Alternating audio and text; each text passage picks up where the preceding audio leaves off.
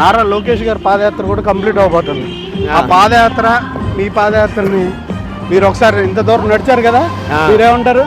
ఆయన పాదయాత్ర ఆయనతో పాదయాత్ర చేయిస్తున్నారు, మీ పాదయాత్ర చేస్తున్నా. ఆయనతో చేయిస్తున్నారా? ఆయనతో పార్టీ పాదయాత్ర చేయిస్తుంది.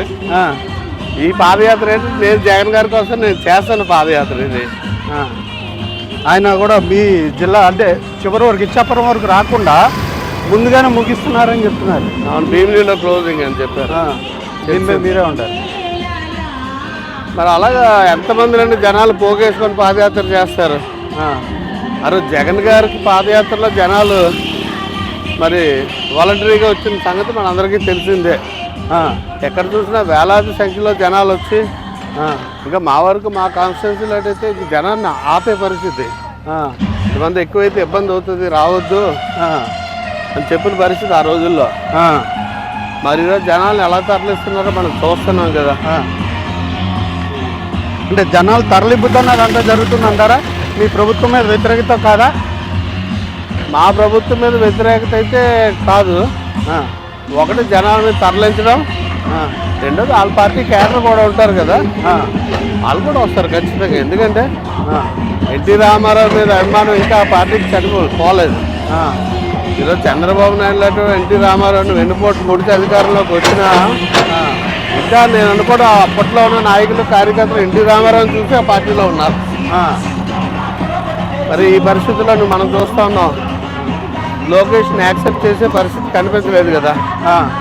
మొన్న ఎన్నికల్లో కూడా ఆయన మంగళగిరిలో 100 ఒక మినిస్టర్గా ఉండి ఆయన అప్పటిదాకా మినిస్టర్గా పనిచేశారు. మాజీ ముఖ్యమంత్రి 14 సంవత్సరాలు ముఖ్యమంత్రి చేసి తన కొడుకు కూడా వెళ్ళలేదంటే అతని మీద నమ్మకం లేదు. ఈ రాష్ట్రాలుగా నియోజకవర్గం ప్రజలకే కాదు రాష్ట్ర ప్రజలకు కూడా లోకేష్ గారి మీద నమ్మకం లేదని నేను అనుకుంటాను. మీ ఎమ్మెల్యే గారు మీతో మాట్లాడారా పాదయాత్ర మొదలుపెట్టిన తర్వాత? పాదయాత్ర మొదలెట్టాక ఫస్ట్ డే మాకైతే కలవడం జరిగింది.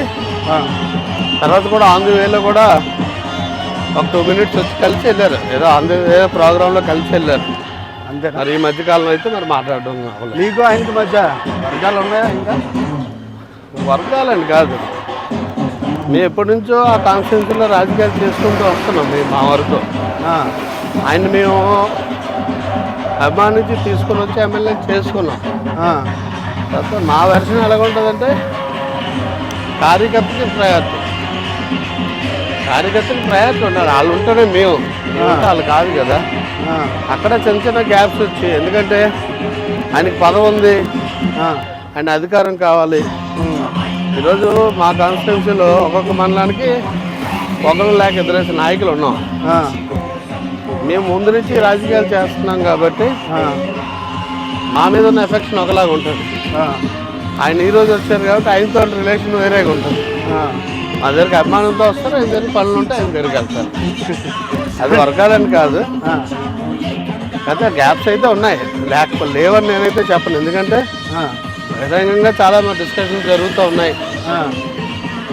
సో పార్టీకి తెలుసు, ప్రజలకి తెలుసు ఆ గ్యాప్ ఉందని. సో నేను కూడా గ్యాప్ అయితే ఉందని చెప్తాను. అంటే ఈ గ్యాప్తోనేనా మీకు కానీ మేడం గారికి టికెట్ కావాలని 1-4 సార్లు మేము అడగాల్సి వచ్చే పరిస్థితి? మీరు అడుగుతున్నారు కానీ నేను చెప్తున్నానుగా, మమ్మల్ని ఆ స్థానంలో చూడాలని ప్రజలు కోరుకుంటూ ఉన్నారు మా ప్రాంతం వాళ్ళు. అలాగే రాజకీయాల్లో ఎప్పుడు కూడా ఎదగాలని కోరుకుంటాం అందరూ ఒక్కొక్క మెట్టు.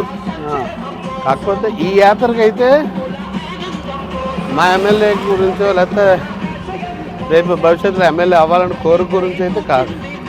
అదే ఇది ఒక్కటే టార్గెట్ ఏంటంటే మళ్ళీ జగన్మోహన్ రెడ్డి గారు ఈ రాష్ట్రానికి అవసరం, ఈ రాష్ట్రానికి ముఖ్యమంత్రి అవ్వాలి. ఆయన అవసరం ఉందంటారు మళ్ళీ ఇంకోసారి? ఖచ్చితంగా. ఎందుకంటే మనం చూసాం గడిచిన 73 సంవత్సరాల్లో జరిగిన అభివృద్ధి 4.5 ఏళ్ళలో సంక్షేమం బాగుందంటా నేను. అభివృద్ధి ఎలాగా ప్యారలల్గా జరుగుతుంది. ఇటువంటి సంక్షేమ పరిపాలన, ఇటువంటి సంక్షేమ ప్రభుత్వం ఎప్పుడు రాలేదు. సో ప్రజలు సంతోషంగా ఉండాలి. మరి ఆయన ఏం చేస్తున్నారో ఎలా చేస్తున్నారో తెలియదు కానీ ఇచ్చిన మాటకి ఇంకా తప్పకుండా అన్ని పథకాలు కూడా ఆన్ టైంలోని DDP ద్వారా సుమారు ఇప్పటికి 2,30,000 కోట్ల రూపాయలు ట్రాన్స్ఫర్ చేయడం కూడా మనందరికీ తెలిసిందే. మీకైతే పరిపాలన పట్ల సంతృప్తిగానే ఉంది? 100% పరిపాలన పట్ల సంతృప్తి ఉంది. ఇంకా జగన్ గారు మరొకసారి ముఖ్యమంత్రి అయితే ఇంకా బెటర్ చేయగలుగుతారని. ఎందుకంటే నేను ఢిల్లీలో ఒక కాన్ఫరెన్స్కి వెళ్ళాను 2 days బడ్జెట్ మీద, లెజిస్లేటివ్స్ కాన్ఫరెన్స్కి వెళ్తే అక్కడ సర్వే అంతా చేసి ఈరోజు మన రాష్ట్ర బడ్జెట్ 2,60,000 కోట్లంతా పెట్టారు. మన స్టేట్కి ట్యాక్సెస్ రూపాన 1,88,000 కోట్లు వస్తుందని ఆ ఆర్గనైజేషన్ వాళ్ళు ఒక సర్వే చేసి చెప్పారు. 1,88,000 కోట్లు మనకి ట్యాక్స్ కూడా వస్తుంది మన రాష్ట్రానికి. మనకున్న బడ్జెట్లోనే అంత పర్సెంటేజ్ ఆఫ్ ఇన్కమ్ వచ్చింది. ఏపీ చాలా ముందు పొజిషన్లో ఉందని వాళ్ళైతే చెప్పారు. అది క్లియర్గా నెంబర్స్ అవి కరెక్ట్గా గుర్తులేదు, కానీ నేనైతే నెంబర్స్ చెప్పానో అది అయితే ఇంచుమించుగా కరెక్టే. రెండోది ఇదే విషయాన్ని నేను కౌన్సిల్లో కూడా పేపర్ చూపించమని మాట్లాడడం జరిగింది. ఈ రాష్ట్రంలో ట్యాక్సెస్ కలెక్షన్ అన్న అయితే అవునండి, మన స్టేట్కి ఇన్వెస్టర్స్ ద్వారా వచ్చిన ఇదైతే అవునండి, వేరేగా జరుగుతుంది కదా. ఆదాయం లేదు రాష్ట్రానికి, సంపద లేదు కాబట్టి చంద్రబాబు కావాలి అంటున్నారు. కానీ మీరేమో ట్యాక్స్ రూపంలో 1,88,000 కోట్లు అంటున్నారు. ఎక్కడ జరుగుతుంది లోపం? చంద్రబాబు నాయుడు పరిపాలన కూడా సుమారు 3,60,000 కోట్లు అప్పు ఉంది ఆ రోజు. అభివృద్ధి ఏంటంటే ఒక సంక్షేమ పథకం కనిపించలేదు, ఎక్కడ కూడా డెవలప్మెంట్ యాక్టివిటీ కనిపించలేదు. ఎంత అన్యాయం ఘోరం అంటే టెంపరీ రాజధాని అని ఆ షెడ్లు వేయడానికి ఎస్ఎఫ్టీకి 12,000 రూపాయలు అంటే అసెంబ్లీని కౌన్సిల్ ఇవన్నీ కూడా ఆయన చేసిన పనులన్నీ అలాంటి చేశారు. ఇంకా జన్మభూమి కమిటీలని రకరకాలు పెట్టి వాళ్ళ కార్యకర్తలు పెంచుకోవడానికి, పెత్తందారులు పెంచడానికి ఆ ప్రభుత్వం. ఈరోజు పేదవాడిని కూడా ధనవంతుని చేయడం జగన్ గారి లక్ష్యం. ప్రతి ఒక్కరూ లక్షాధికారి కావాల్సిందని సంకల్పం జగన్ గారు. ఈరోజు పేదవాడి అకౌంట్లో మీరు చూడండి, ఎక్కడికి వెళ్ళి అడగండి మహిళని, మా అకౌంట్లో డబ్బులు ఉన్నాయంటే ఉన్నాయనే చెప్తారు. వాళ్ళు ఎవరిని అడిగినా అకౌంట్లో డబ్బులు ఉన్నాయనే చెప్తారు. అంటే సుమారుగా సరాసరి కుటుంబానికి 1,50,000 లబ్ధి చేకూరేది. More than that. కొన్ని కుటుంబాలకు 3-4 లక్షలు హౌస్ సైడ్లు కాకుండా. ఇప్పుడు ఇంజనీరింగ్ చదువుతున్నాడు పిల్లాడు, లక్షల్లో ఫీజులు కడుతుంది ప్రభుత్వం. గతంలో ఏం చేశారు, దాన్ని లిమిట్ చేశారు. 30,000 మేము కడతాం, మిగిలిన మీరు కట్టుకోవాలని. అలాగా చాలామందికి ఎడ్యుకేషన్ అయిపోయినా కానీ సర్టిఫికేట్స్ ఇవ్వలేదు. ఇవ్వకపోతే జగన్ గారు ముఖ్యమంత్రి అయిన తర్వాత సుమారు 1,700 కోట్ల రూపాయలు బకాయిలన్నీ కట్టి సర్టిఫికేట్లన్నీ పిల్లలకి ఇప్పించారు. పిల్లలు భవిష్యత్తు ఆడుకుంది గత ప్రభుత్వం. బాబు వస్తుంది, జాబ్ వస్తుంది అని చెప్పి వాళ్ళ అబ్బాయికి ఒక ఎమ్మెల్సీ ఇచ్చి మంత్రి చేసుకున్నారు, కానీ మన ఏ ఊర్లో అడుగు ఉద్యోగం ఇవ్వలేదు. ఈరోజు జగన్ గారు వచ్చిన తర్వాత మరి వాలంటీర్ వ్యవస్థ అది ఒక ఆర్గనైజేషన్ అనుకోండి. పక్క వాలంటీర్స్ ఆ సర్వీస్ ఓరియంటెడ్లో వచ్చి పని చేస్తున్నారు, వాళ్ళు గౌరవవేతనం ఇస్తున్నారు. అది కాకుండా సచివాలయం వ్యవస్థ తీసుకొని వచ్చి 15,000 సచివాలయాలు, సుమారు 1,20,000 ఎంప్లాయీస్, ఒకరికి 15,000 ఇచ్చి ఈరోజు 30,000 రూపాయలు జీతం. ఇప్పుడు 30,000 నడుస్తుందా జీతం? 29,000, 30,000, 32,000 వస్తుంది, శాలరీస్ వస్తున్నాయి వాళ్ళందరికీ. ప్రజల దగ్గరికి వెళ్తున్నారా పాదయాత్రలో? ఎక్కడ పబ్లిక్ ఉంటే వెళ్తున్నాం, ఇంటరాక్ట్ అవుతున్నాం వాళ్ళతో. వాళ్ళందరూ కూడా చాలా హ్యాపీ. పిల్లలైతే మరీ యాక్టివ్గా మా జగన్ మామ అని. ఎందుకంటే రాజకీయ చరిత్రలో మనకు తెలిసిన హిస్టరీలో జగన్మోహన్ రెడ్డి గారికి ఉన్నంత కుటుంబం కానీ, జగన్మోహన్ రెడ్డి గారికి ఉన్నంత సైన్యం కానీ ఎవరికి ఉండదు. సైన్యం అని ఎందుకంటున్నానంటే 2,56,000 మంది వాలంటీర్స్ ఉన్నారు. 2,56,000 మంది వాలంటీర్స్ ఉన్నారు రాష్ట్రంలో. అంటే దాని ద్వారా రావాలని ప్రయత్నం. దానితో పాటు దానికి డబుల్, ఒక వాలంటీర్కి 2 గ్రోస్ ఆర్డర్.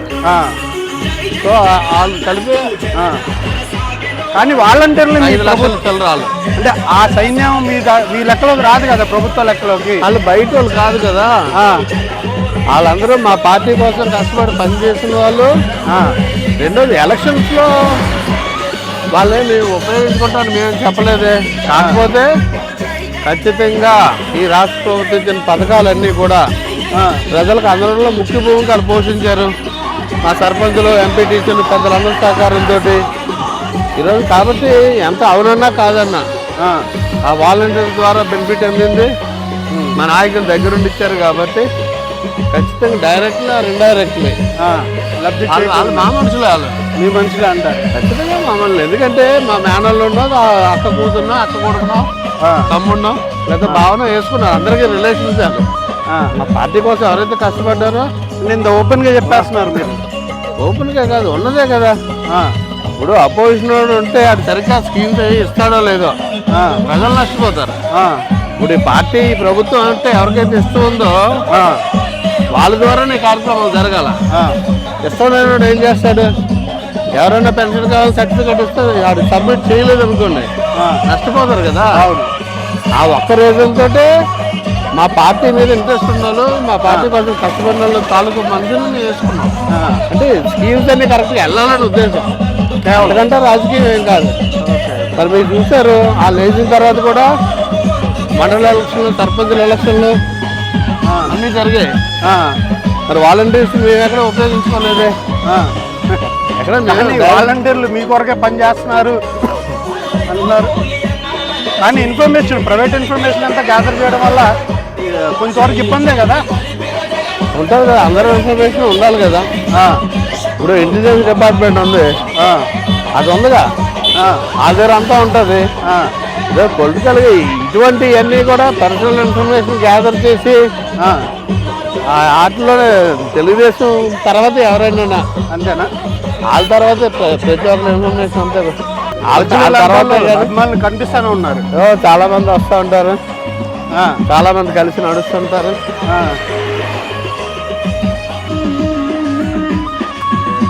మళ్ళీ జగన్ గారు ముఖ్యమంత్రి కావాలా?